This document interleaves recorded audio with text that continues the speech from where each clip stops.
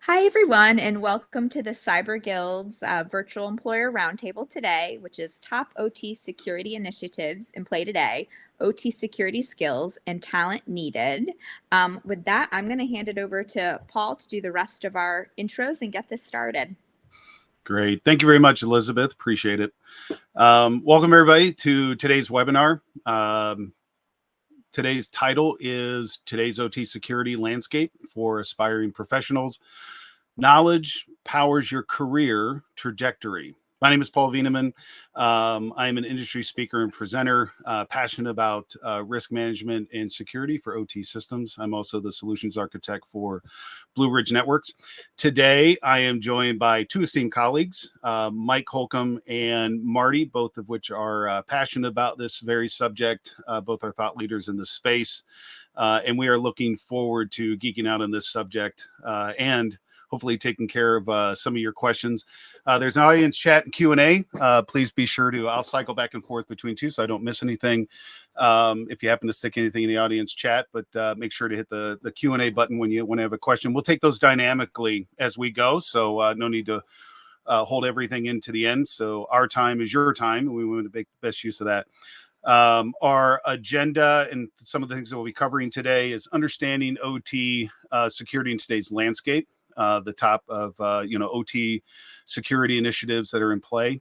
We'll also take a look at some of the valuable skill sets and being able to upskill some of your talent, whether it's education through certifications or formal classes, etc. And training. And then also we'll look at career pathways and how that aligns to OT security within the industry. And then, obviously we'll have some Q&A and networking at the end too. But again, no need to wait on the Q&A until the end. What I'll do is just for a couple minutes each, Mike and Marty, I'll turn over to you guys and you can give a little brief intro about yourselves, your organizations, and some of your pursuits. And then we'll dive in. So Mike, why don't you kick us off, and then Marty, you can follow in. Sure. Thanks, Paul. And thanks, everybody, for coming. Just for those that don't know me, my name's Mike. I am the fellow for cybersecurity for Fluor. We're one of the world's largest engineering and construction companies. So we design and build some of the world's largest OT or ICS environments. And so I've been very fortunate to work there for almost 15 years at this point and get to work with some of the greatest engineers in the world. And I'm just learned a ton and continue to help build out our cybersecurity program. So, and then I also post content for learning more about OT and ICS cybersecurity on LinkedIn and YouTube for folks. Thanks. Marty? Hi. Thanks, guys. And I'm Marty. I'm calling in from New Zealand, bottom of the world at stupid o'clock in the morning. And it's amazing what you do for people, for good people, right? My background, I started in the electronics and electrical industry, moved into OT as an OT engineer. And then about 10 years ago, ended up getting the opportunity to jump into OT cybersecurity. I've been with 𝗧𝗹𝘆 Networks now. I'm in my 5th year in the customer success team, and I'm looking after our customers in the Asia Pacific region. So I joined 𝗧𝗹𝘆 Networks because I was a 𝗧𝗹𝘆 customer. It's a bit like the old ad on TV. I loved the product so much I bought the company, kind of thing. So I jumped in, and it's an interesting part of my job to be able to see different organizations, different industries around not only my region but the globe, and how they're handling problems and how they use our products and the hurdles that they have to jump over. So hopefully I can share some interesting insights today and help make your job a bit easier, I guess. Awesome. Yeah, and it's great to have the two of you. And I think it, as we get kicked off here, it really speaks volumes to the community at large. Mike, having yourself, and obviously me, Fluor being a international organization, and then myself working, both nationally, internationally, but then also Marty, your participation, understanding that community does stretch around the globe, right? And it's same team, one team. And we're all here to really help each other. And I think that's a passion that all three of us share. I think what I'll do is just kind of get right into it here. I'll direct this question to Mike, and Marty, you can follow up as well with thoughts. But operation technology, or OT, at the core of industrial controls and manufacturing plants, energy grids, water, wastewater, etc. And unlike traditional IT, OT involves cyber physical, right? And we've heard that term, more so. It's starting to become more commonplace, which is good, along with the education and visibility to decision makers, stakeholders, practitioners, administrators. And those cyber physical systems interact, in the real world, and protecting these systems from cyber threats. Or even human error, natural disaster. We talk about resiliency is very important in maintaining safe and reliable operations. Why does a deeper understanding of OT security really truly matter? And Mike, why don't you kick us off? Yeah, it's a great question. I think unfortunately today there's a lot of owners and operators, people that work in OT environments, in power plants and water treatment facilities and on railways, and right, the list goes on. But there's a lot that don't realize still that there's real risk and that they are targets. And we can look at the numbers over the last several years and even go back 15, 20 years to look at the kind of the landscape, and the attacks are only continuing to increase on a daily basis. And we'll probably get into other conversations later on, but the impact is also continuing to increase. And so there's a lot of risk out there. There's a lot of attacks coming our way, and just it's at the end of the day, a lot of our OT environments aren't prepared. And so we have an opportunity to be prepared, and we can defend these environments. But I think at the end of the day, the biggest problem is a lack of really education and awareness, right? That we need cybersecurity in these environments. And then once we can get it on the radar, then we can actually start to work in these different environments like critical infrastructure and in those power plants or in those manufacturing sites to ensure that it is protected against different types of cyber attacks. So at the end of the day, we don't lose our manufacturing plant for 10 days, or we don't go without power or water for 10 days, and really just make sure we keep the world around us up and running. Right. Marty? Well, I mean, how do you add on to that? Right. That's a great answer. So I agree with absolutely everything Mike just said. And it's interesting to look back across the last 10 years and see how things have changed and how things haven't changed. And I think the understanding of OT security, to me, it comes back to, like Mike was saying, it's about educating and upskilling people, right? And even today, I think we have a lot more experts than we did 10 years ago, but we're still short. There's still a lot of places around the world where real expertise and hands-on expertise is few and far between.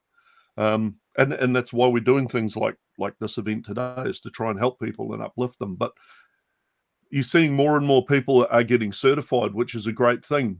Say, for instance, ISA 62443, people are getting more and more certifications, and it's a really good thing. But the question is, or some of the questions that come to me is, these people, they may have done the certification, they've just done the training, but they're still early in the piece. They're still trying to understand and work out how it all goes together and get that experience. And I found that when I was working in critical infrastructure, when I was the CISO, it was because I have a background as an OT engineer, I had a high level of expectation of what I expected from the people who came in the door to give me advice and help out. And more than once, I've asked people to leave because, as I used to say to them, you can't even spell OT. Why are you talking to me about this? And it's a problem that isn't going away. So I think you've got to have the right people. And one of the ways I was thinking about this a few days ago was, if you've got a problem, if you've got a heart condition and you need cardiac surgery, then you want a cardiac surgeon doing the job. You don't want, I don't know, an ear, nose, and throat specialist coming in to work on your heart. So if we're looking to protect our critical infrastructure and our lives and all the things that relate to that, we have to have the right people. And I think that's why it matters. We've got to get the right people, train them properly, and get them the experience they need. I hope that makes sense. Yeah, no, I agree. We do have our first question here, and I think we may even touch on this a little bit later as we do kind of an alignment to positions and certifications, alluding to, Mike, you had that LinkedIn post a few weeks ago, but we can probably just get into this now. So Ty says, given the high cost of some certifications, do people place more value on the certification itself, or is it having the knowledge and completing the coursework generally considered insufficient? I think, Marty, you probably answered a little bit of that. And I think in practical experience versus the book learning or the course experience. And Mike, maybe with your expertise, and I believe you recently had, was it a month or so ago, the SANS masters. So and a lot of the certifications that you've gone through, how would you see that play between coursework being generally considered sufficient, or maybe it is the hands-on as well, as to what Marty was alluding to? Sure. Yeah, it's a great question. I think that's one that's very popular. It comes up a lot of times. If I'm a hiring manager, I guess, which I am, but Right. when I'm you have my hiring manager hat on, right? You want somebody that has real world practical experience. Mm-hmm. Now, especially when you start looking at junior roles or people coming into the field, right? They're just not going to have that real world experience. They're just not. But if you're hiring for that role, one way you can distinguish from all of the people that are going to be applying is to look for things like certifications, right? I think though, there's two routes of certifications in the OT-ICS world right now.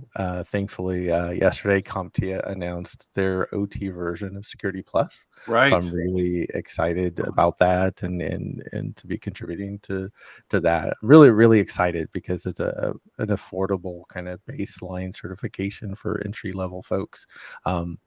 But Marty mentioned ISA, the 62443 series that they have, which has a good set of foundational pieces of information, right? And it will help you get up and running. But with those, they're more written for engineers to help them understand, oh, this is what you need to do in cybersecurity in OT environments, and assuming you already have an OT engineering or operations background. And then, of course, we have the SANS courses, which are incredible courses and a lot of incredible content from some great instructors. But I think it's $11,000 per class and certification. Yeah, there's a cost. Yeah. Yeah. So definitely a lot of people will steer towards ISA 62443 courses as that way to at least get the certifications to show that you have that baseline knowledge, and it's like you demonstrate that you have the passion, that hey, you did take the time not only to go take the class, but also to take the certification exam. The one thing I would never want to hear is, oh, I took the course, but I never took the exam. And I know a lot of people like that, but Right. It's like you went through all that effort, and for whatever reason, you didn't take the exam or the test. And I think that's they're letting themselves down by not having that credential, because again, it can be used to distinguish yourself from others when your resume is in that big old stack that the hiring manager is looking at. So yeah, definitely real world experience is great, but when that's not available, especially for those newer or junior roles, then we can look for certifications. We can look for people that they've had a lab set up at home, whether it's with physical equipment or virtual systems these days, and the different aspects that show their passion for OT cybersecurity. That's what I want to hire. Awesome. In recent years, as both of you talked about, we've seen that surge in OT focused cyber attacks, in the targeting of critical infrastructure. And I think there's always that question about sophisticated threat actors, which, obviously with, Stuxnet, Triton, Trisis, and Destroyer, now all the Typhoons. So there are, sophisticated levels. But I think also what we're seeing is more that guerrilla warfare. Threat actors are more so proxy actors, maybe acting on behalf of a nation state, giving that nation state plausible deniability long term. But we're seeing a lot of ransomware where it's quick opportunistic attacks, circumnavigating maybe insufficient or deficient security. We have solutions like at Blue Ridge we've got the LinkGuard Cyber Cloak, and we can obfuscate and isolate and segment things, but preventing critical access. But then Marty, and I think we've seen this a lot more, visibility as to what's going on in the network, getting actionable data, and being able to have decision or data-based decision making. Mm-hmm. And I wonder if you want to talk a little bit about how the pressing initiatives today in OT security and how that maps to network security, visibility, and then actionable data. Yeah, I think one of the things that I don't know why, and maybe I'm being a little harsh with this, but it continues to surprise me, is that the same topics I spoke about when I did the last webinar like this, which was 2 years ago or something. I haven't done a webinar in a couple of years now, but the same topics that I talked about then, I could sit here and talk about today. Right. The same issues, people struggling with monitoring, struggling with visibility, struggling to understand the network architecture. And we even see it in dealing with customers as they're looking at different problems they're having. And some of the issues that come up are almost, I don't know how to put it, actually. Some of them are just it's almost so simple. It's kind of like, how did you miss that? How did we not catch that?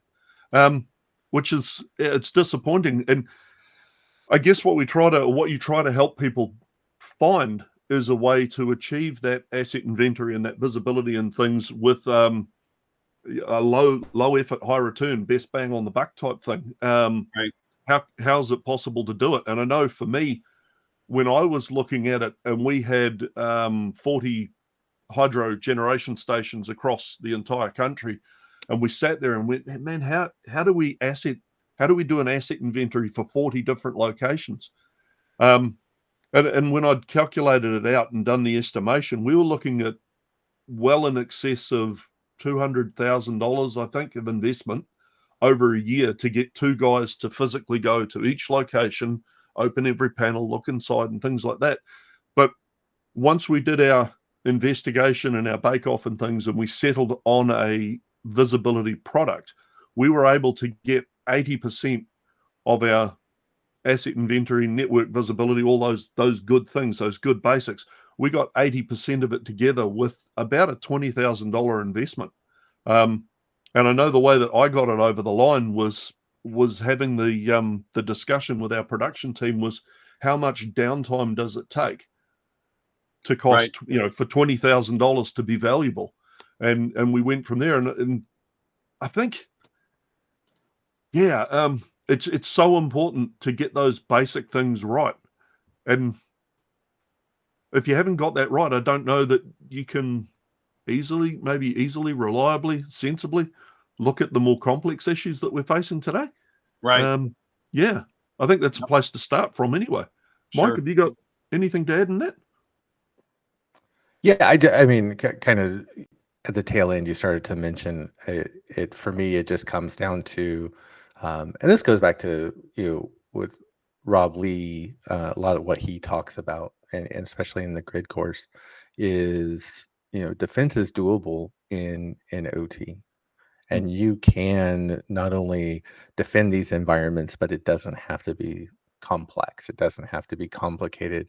And you can protect them from the most common threats like ransomware today, or the most advanced state adversaries, which I've had a couple right come after organizations that I work for. It doesn't have to be hard though. It's much easier and straightforward to protect OT by nailing those fundamentals. So, like you mentioned, asset inventory, right? It's the least sexy thing to talk about, and at the same time, so much of what we do in OT cybersecurity, from incident response to secure network architecture, is all based off of having at least as close to possible as an complete and accurate asset inventory.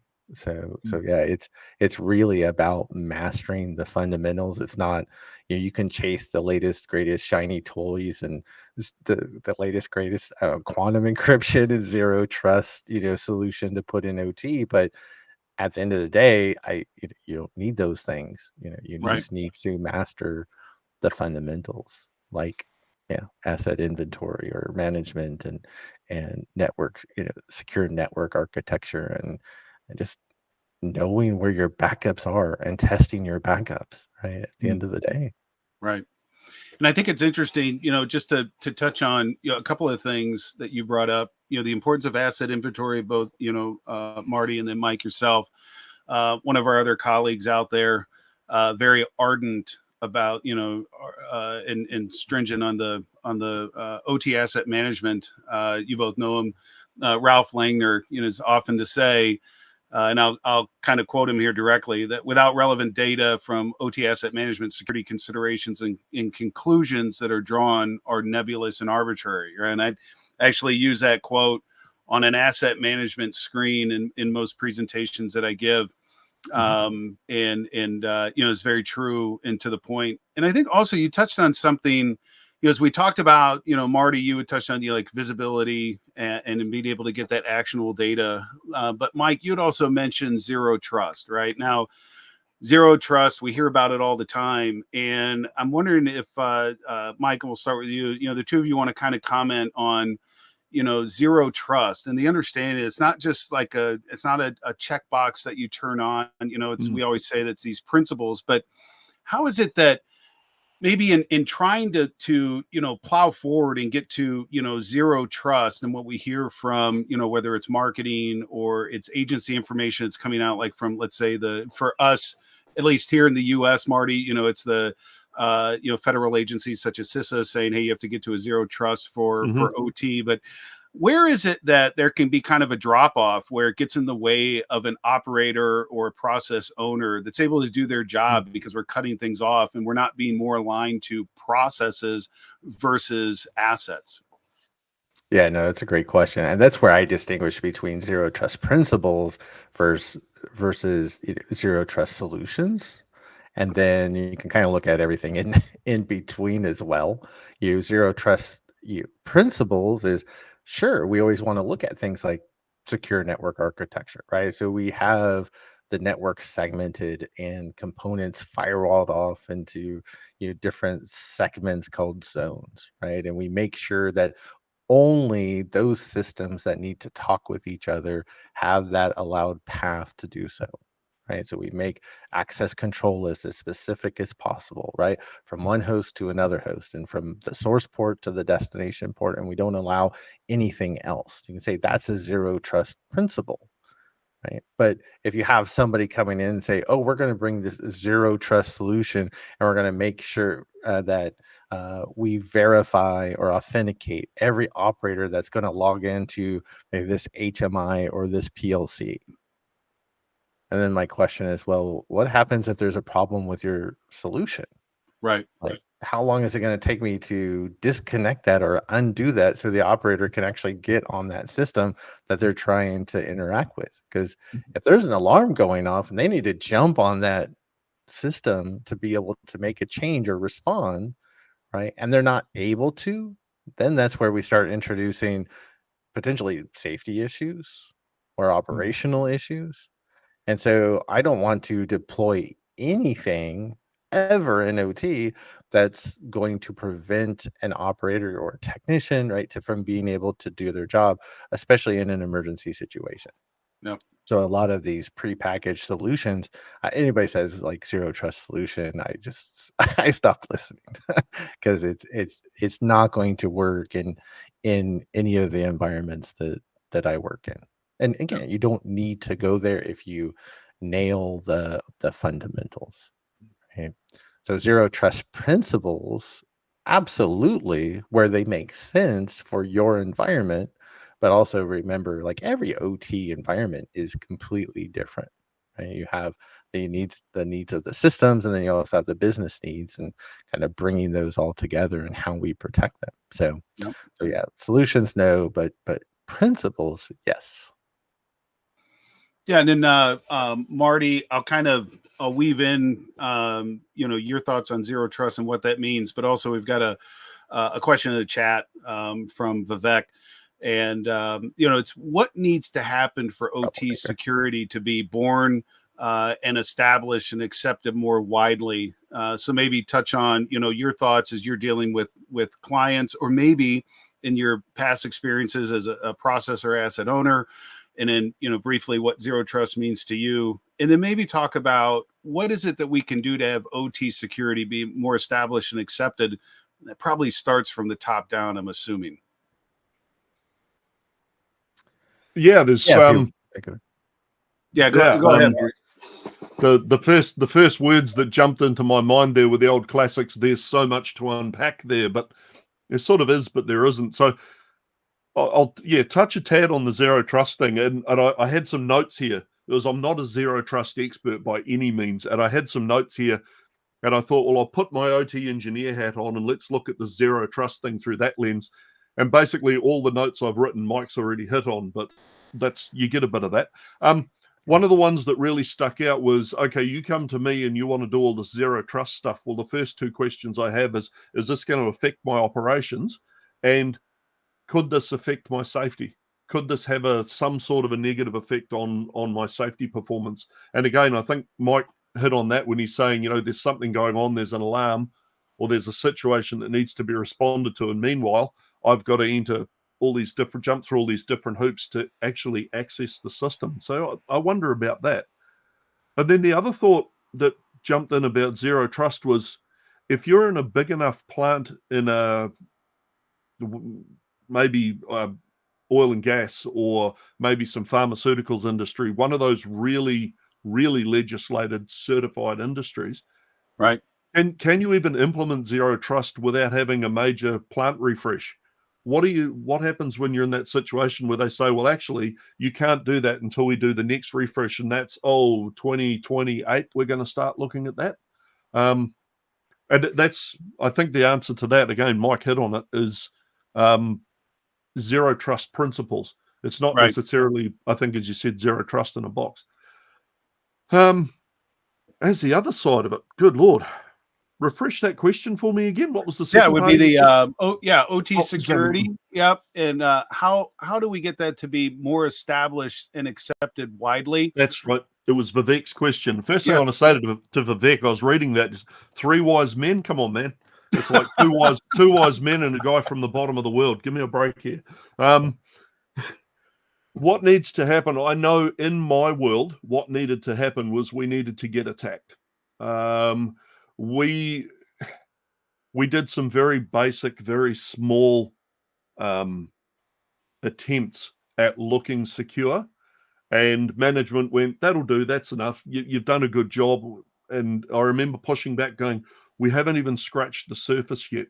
Right. And it wasn't until we had one of our senior comms engineers made a mistake.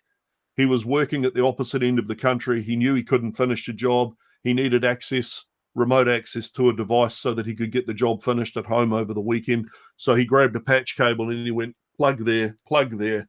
One thing led to another. And that next Monday morning, we're having the, proverbial come to Jesus meeting with management about why one of our core routers got turned into a crypto miner over the weekend. Mm-hmm. And all of a sudden after that, I was in another meeting and they said, you have an unlimited budget, hire as many staff as you need. You have a short period of time to get this right. Report to us on a weekly basis. And unfortunately, that was my experience. That's what it took. But you'd hope it didn't have to go that far. I also wonder about personal accountability, or sort of it's not quite legislated accountability. Sort of like in health and safety. I try not to make this connection too often, but in health and safety, I know in New Zealand in the construction industry, health and safety didn't really change until it actually cost you money to kill somebody on a construction site. Right. And maybe it has to go the same way. Maybe it actually has to come out of the board of directors' personal back pocket to make security that important. And I don't like talking about it that way, but maybe it's a truth. Maybe it's a reality. I'm not sure. No, I think anytime you're having those discussions, it's always a stick versus a carrot, right? Yeah. And, I think globally there's the, PCI DSS has, stringent penalties when you're talking about payment card information and personally identifiable information. Here in the U.S., HIPAA, there's some, issues against any type of deviation or exfiltration of personal health information. So unfortunate. And even in the, for us, even in the Department of Defense, and this isn't really related to OT, but CMMC and the regulatory requirements under DFARS contracts to have all of your ducks in a row on NIST SPN Order 171, which started out as self-attestation. And then we found that they weren't attesting appropriately or properly. And so there has to be, you have to have some penalties that go along with that. So I think you're right. I mean, it's a stick versus a carrot. There is a question, again, from Ty, and I think I'll take this one, as I am a recovering IT technologist and professional, having spent a couple of decades in IT before getting into OT. And the question is, what do we most often miss or get wrong when coming from IT in the OT space? My first foray into, and I think what we can do is, once I finish the response to this, we'll start talking about kind of getting into, I think it's a good segue of getting into the broader field, and we'll kind of look at a few areas and then get Mike and Marty, your opinions on that. But I know for myself, and I think this is for a lot of IT folks that I talk to that are being probably, a lot of times they're taking on the responsibility in their organizations where IT is starting to play more of a role in the OT side. And they often ask my opinion on how did you make that transition? And I tell them it's a bit of the technical capabilities to start, but it's communication, and it's building those bridges and being able to approach operations and engineering, asset owners, get to understand, we always say, walk a mile in someone's shoes.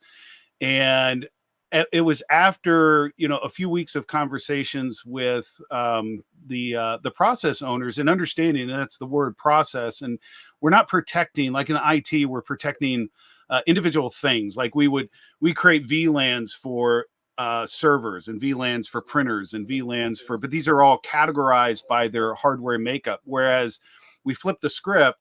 In OT, we're protecting a process, and that may have, a series of PLCs or RTUs, HMIs, and we throw around these acronyms, but they all create a process that is happening in that automation within the physical world. And it's understanding or kind of unlearning a few things so that you can then learn, how to do things appropriately.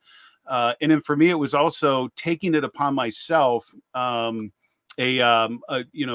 opportunity for me was Inductive Automation has their Inductive Automation University, and it was a first spot where, with using the Ignition platform, but going out to those little micro learning sessions and then be able to do that, go through that.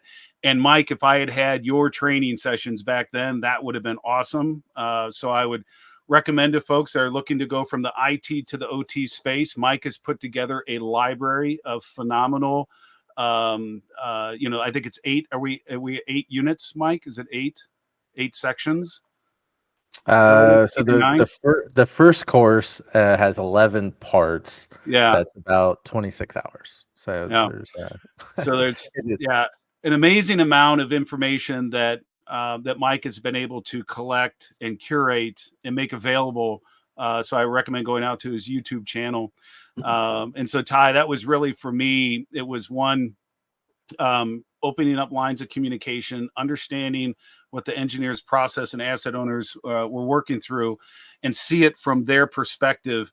And then also taking upon myself to go through the education, not having, a formal or even a technical background as an engineer or process control.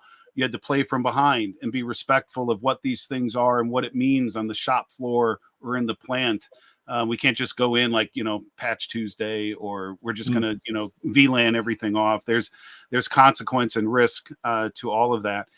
I think that brings us to maybe our next section here, as I alluded to. So we're taking a look at various interests in the broader field. And as we look at, if we were to categorize these into, industrial controls and SCADA, or incident response, and working on that side, as it may be, for yourself, Marty and Nozomi, and taking that threat intelligence and being able to respond appropriately, or, at a high level, and both of you kind of touch on this, the compliance and risk. And I think, Marty, let's start with yourself. For those that are looking to get into the OT security and the risk management, and look at those areas of SCADA, incident response, threat intelligence, and compliance. Kind of what are some of the foundational valuable skills that folks can bring to the table? Yeah. So in researching this and trying to come up with an answer, I was digging around on LinkedIn, and I found the profile of this guy who puts together some pretty cool OT stuff. I think you might know his name. It's Mike Holcomb. And he put together this almost magic quadrant looking graphic about skills to level up OT cybersecurity, and it just made life so easy. So honestly, if you haven't seen his recent post with this, like I say, it looks like a Gartner magic quadrant. I went through the skills that Mike had highlighted on there and tagged the ones that stuck out to me. And again, with my OT engineer hat on more than perhaps my Nozomi hat, the things that I look for with people entering into the industry is I want someone with some understanding of programmable logic control or DCS, someone that's actually had a little bit of hands-on. You don't need to be a hardcore coder who's created, I don't know, a pulp and paper plant from scratch, but you do need to have some understanding. I also look for process familiarity. I think it's really important, and I share this with people coming into Nozomi, almost regardless of the role they're joining. We do a little bit of an internal training course that we sort of casually call OT for IT people. And as we bring these people in, I encourage them, when you're dealing with your customer, you're talking to the people that you see every day. When you're dealing with those people, have an understanding of their process and what they do. It's not hard to learn a little bit about how oil refinery works or how a hydro station works, and just for the IT person, just to understand a little more about what you're looking at. Don't just walk in and think that you have that it's directly interchangeable. Have some understanding of process safety and process work, or process safety, I should say. Risk management, I think, is really important. I think there's a real opportunity in the industry, and I don't know that it's here yet, but it's just starting to come, where there's going to be a need for people who can do risk assessment and risk management in the OT security space with a very specialized focus, sort of like you do see in IT and GRC and that, but really focused on OT. And I don't think it's had its day yet. I'm not sure that I can exactly explain it properly, but I don't think it's had its day. And a bit of engineering and some field troubleshooting, and pretty much all of those points that I've mentioned, pretty much all of them come out of the graphic that Mike put together. Take a look at that. It's a really, really well done, asset to look at, to understand the skills to build. Right. Mike, maybe you could talk a little bit about that, maybe kind of tie in some of, I would imagine, I always feel like whenever you're doing any type of mentoring or imparting knowledge or expertise to an audience or an individual, there's something that you actually gain too as you're going through the thought process. And sometimes you're even, writing down little notes yourself and going back and look at something. And I'm wondering if maybe in your experience in putting together that great training library that you did, and all those videos, the 40 plus hours total, talk about, maybe some of the skills development that you're providing to folks through that training, and maybe some of the things that you could impart to the audience on what did you learn as you were going through and even creating that training material yourself. Sure. Yeah, no, it's a great question. With the main course that we're talking about, the getting started in ICS OT cybersecurity course, that I wrote the class that I wish I had back in the day, right? So before, when I got into OT cybersecurity, it was when Stuxnet came out in 2010. That's what got me interested in, oh, how does this work at a power plant, and do we have Right. in power plant? I had no clue. And that's when I started chasing that rabbit. And a year later, I went to work at Floor. And so as I started trying to learn more, there was like hardly anything out there. I mean, they were just even thinking about, writing the SANS courses, I think at that point in time. And eventually I did end up going to take the GICSP course, the first level, the entry level SANS course. I think that was a few years later. So there was still a couple of years where it was very frustrating, right? Trying to learn little by little, and a lot of people just not wanting to have those conversations. And it was just, and they didn't know anything about cybersecurity in OT. And so, yeah, I wrote that class because I wish I had this right in that day, when I was very frustrated and I was just trying to learn and I was just trying to understand the basics. I just wanted all the pieces in my head to be able to fit together, right? And that's what I used to write that course. And then the other ones that have put together, like there's the OSINT course, and pen testing is the next one. I'm doing the 62443 right now.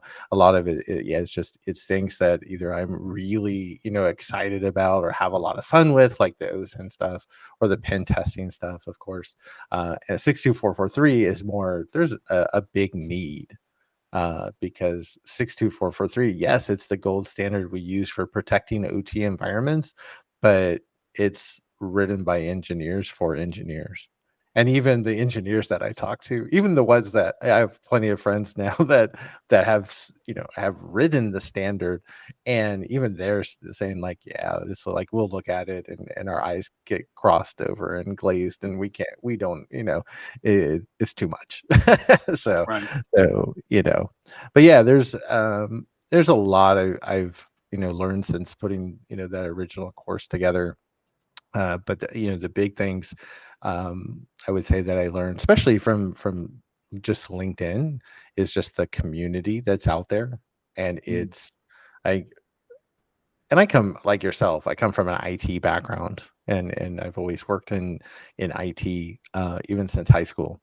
And cybersecurity was always a focus for me.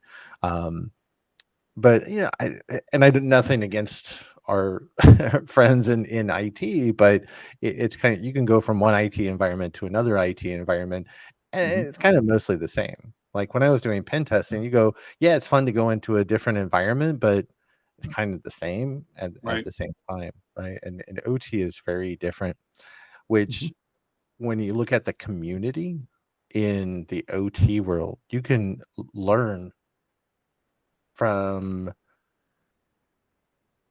everybody. Yep. And the vast majority of the people, other than the gentleman you mentioned earlier, right, are there to welcome you in, right? The vast majority of people are there to help you get started. They will welcome you in with open arms, and you can learn from anybody. Because even if I'm an operator in a power plant, right, I can learn something from somebody that's working in water treatment. And whether they're 2 miles down the road or they're on the other side of the planet, Right. I was just Right. talking to an engineer from Iran the other day. Now, the U.S. government probably doesn't necessarily like that idea, right? But at the end of the day, we want just to be able to connect as people, to be able to share, to be able to learn. And right, we just want to make sure our families and our friends are safe. Right. Yeah. Is really what it comes down to. And we have what we need in our daily lives to live. I think it's interesting you talk about the community and being and welcoming. And I think it was about, gosh, it's got to be about 8 years ago now. Maybe it was 7. And actually it was, so this book here, this was one of the first books that I read through. I didn't quite know what to do, but within the introduction, and it was interesting because I was reading it one evening, it started off and getting through the intros. And then they've got a little segment you had mentioned, Rob earlier.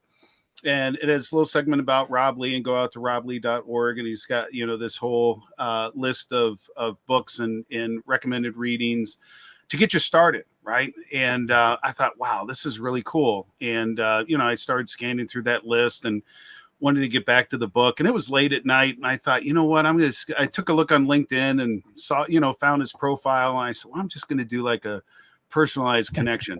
And this is, CEO of Dragos. I said, maybe I get a response in about 6 months, maybe not. But I just said, hey, starting this book, saw this intro that included you, and went out to your site and was starting to peruse through the documentation. Really appreciate you taking the time to put that together to be able to welcome new individuals like myself into the industry. And it just sent it off, right? And then just thought it's like, he's a busy guy. He's probably never going to hear back from him. And then it was, and I've told this story to Rob a couple of times, and then lo and behold, 9:30 a.m. the next day, I get the connection response plus an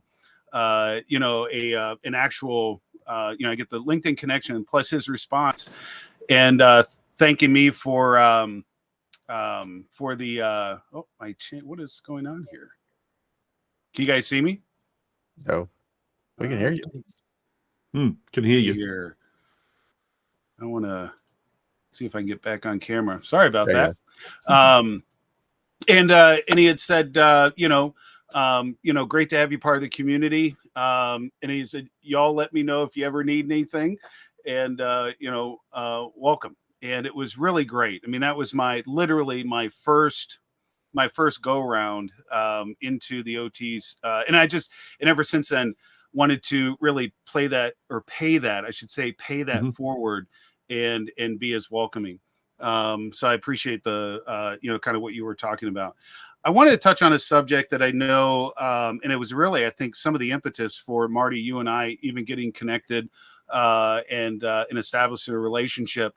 And, as we've got about 10 minutes here, and I think it's a good topic to have. But I'll call it a disconnect, and that's probably putting it nicely, but a disconnect when we're talking about folks wanting to get into that OT space. Maybe they're coming from IT, maybe they're coming from an engineering background, but they're looking at positions, or they're coming in contact with recruiters, and talk about kind of what you see in your perspective, where I've got a hiring manager company, I've got an internal, external recruiter, and then eventually I get to this position description that is bullet points, and sometimes it's no experience required, and then there's all these certifications, and talk about maybe some of the challenges that people will run into, and it may be the lens that they should view some of those position requirements that are out there, and maybe the disconnect between hiring managers, recruiters, and how that leaves potential candidates kind of wondering what to do. That is a tricky one. I've been involved in, actually just recently been involved in hiring for a few positions. And I think one of the biggest challenges people face when they're applying for roles is maybe they don't necessarily understand exactly what they're applying for, almost. It certainly has that feel about it. The people who make it through to an interview tend to be reasonably well informed, but I know from when was the last round? Was probably 18 months, maybe close to 2 years ago.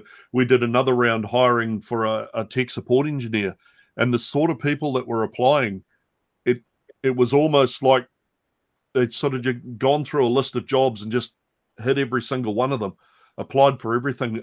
They didn't have the background and the at least some degree of base knowledge before they hit apply. So I was sitting here looking at this question and thinking, how do you help people make that first step?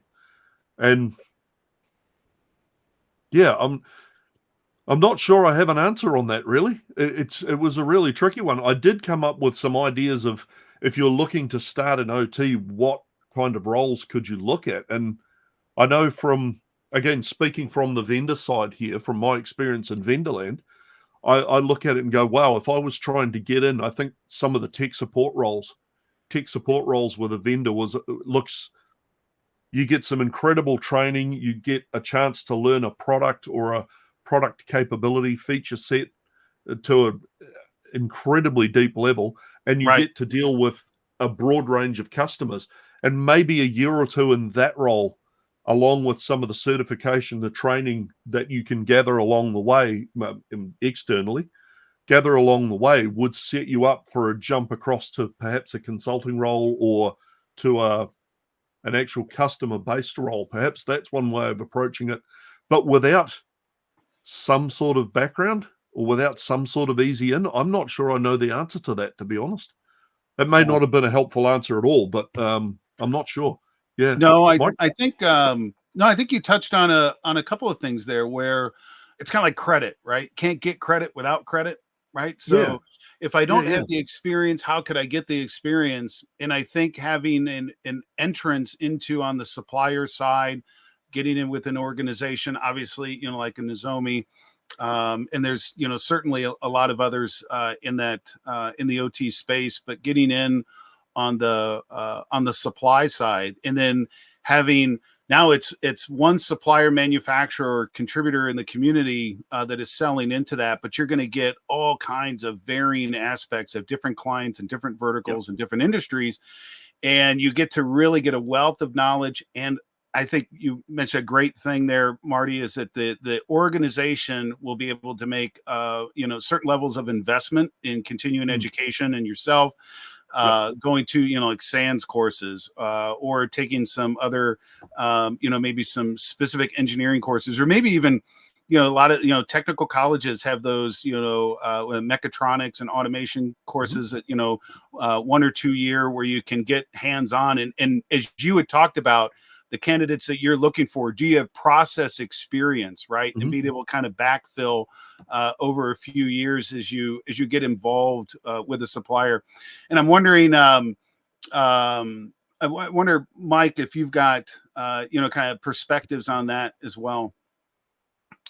Yeah, I think, one thing I suggest people, if they really want to get into OT cyber, we do have to get over, well, how do I get that hands-on experience? And certifications can help offset that. You can have home labs, but at the end of the day, right, that they only can accommodate for so much. Back in the IT world, I used to, let people, suggest volunteer, right? You can go, whether it's your local church, local nonprofit, a lot of small businesses, even maybe medium-sized businesses, especially back in the day, they didn't have anybody doing cybersecurity. That's how I got my first cybersecurity job 25 years ago, was doing vulnerability scans for a nonprofit, right, for free, right? So, and I think a lot of people don't like to hear, like, oh, you got to volunteer your time. But right, if you don't have any experience, why would you expect anybody, right, to pay you for doing a job, right, that you don't have experience for? And so in OT, I talk a lot about the haves and the have-nots, right? In my day job, I get to work with Shell and Saudi Aramco and some of the biggest companies in the world. And the reality is the vast majority of OT environments out there, they don't have somebody for OT cybersecurity. They probably don't have somebody for IT cybersecurity. They might not even have somebody just for IT in general, right? And they have to call in a consultant, on kind of a case-by-case emergency basis. So there are so many environments out there that need help. And if you go into them and said, hey, this is where I'm at in my path. I'm really passionate about this. I'm just looking at getting some experience. You know, can I work with you on that? Right. It goes a long way, and a lot of people don't, I think, make the connection where you have to be willing to be on site, especially when you're first starting out in Yes. OT. Right, this is just not something you can learn remotely. And I tried that. Right, and it was just the Physical way I process. came. Yep. Yeah, I mean, I could talk with engineers all day about OT cybersecurity when I first started out, and I learned a lot. But until I stepped foot on my first power plant, I was like, you know, I knew nothing. Right. It Right. all went out the window. So yeah, be ready to be on site and volunteer your time. Yeah, and Yeah, I think that's one of those areas you can volunteer your time too, and something that was has been beneficial to me is I serve on a number of boards. So here in the state of Minnesota, we've got the Minnesota chapter of the Information System Security Association. We also have our InfraGard chapter. However, there is the International Society of Automation, and folks can join, you know, their local chapters or their wherever, and hopefully they're obviously, you know, there has to be some proximity. But I recommend to folks to do some research at ISA and figure out where your local chapter is and how you get involved, because you are going to be, and I can say this myself, is that these are asset owners, process owners, and control systems engineers. And they're very more, I always say, like an ISA 95 versus an ISA 99 group, right? So because it is the Society of Automation, and there's going to be an automation focus. A lot of times they do outreach and tech sessions, things like that. But I think that's a way that folks can get involved with their local ISA group, and then start to have those conversations. And then maybe it leads to inroads, maybe to opportunities, again, for an employment. So as we get to the top of the hour here, what I want to say is, you know, we encourage you all to connect with us and continue the conversation. Obviously, the three of us are out on LinkedIn, very passionate about this, and I just want to thank everyone for joining the call and spending your midday, or Marty, your very, very early morning with us today. And Elizabeth, I will turn it over to you. Yes, thank you so much to Paul, Marty, and Mike. This has been great, and thank you to everyone for joining us. Have a great rest of your day. Thank you, everybody. Thank you very much. Thank you Thank you, all. everybody. Take care.